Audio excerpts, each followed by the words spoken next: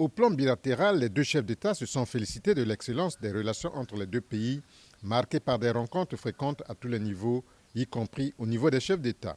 Ils se sont en outre préoccupés de l'évolution de la situation sécuritaire à l'est de la République démocratique du Congo, caractérisée par l'activisme des groupes armés et des pertes en vies humaines. À cet égard, ils ont condamné avec fermeté les actes criminels perpétrés dans cette partie de la RDC. Ils ont appelé l'attention de la communauté internationale à redoubler d'efforts en vue de la mise en œuvre pleine et entière de l'accord cadre pour la paix, la sécurité et la coopération pour la République démocratique du Congo et la région.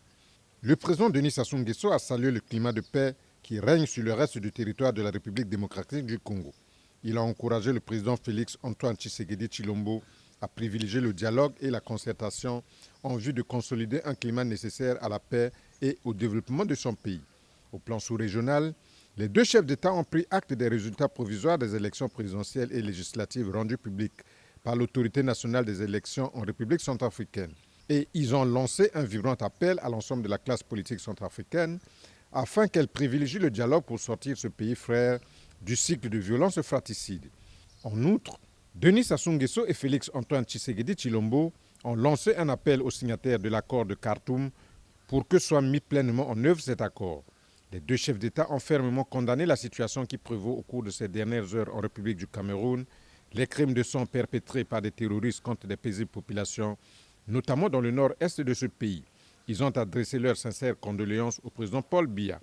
Au plan régional, les deux chefs d'État ont condamné avec énergie les crimes odieux commis contre les civils au Niger, ainsi que l'assassinat de 3 soldats français de l'opération Barkhane au Mali. Ils ont adressé leurs sincères condoléances au président Mahamadou Issoufou et Emmanuel Macron.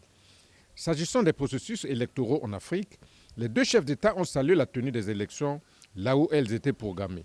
Ils se sont félicités de l'aboutissement heureux de ces élections, notamment en Côte d'Ivoire, en République de Guinée, au Burkina Faso et au Ghana. Au plan international, les deux chefs d'État ont salué le lancement des campagnes de vaccination contre le Covid-19 à travers le monde et ont appelé à plus de solidarité envers les pays en développement afin que l'ensemble de la population mondiale ait accès aux vaccins anti-Covid.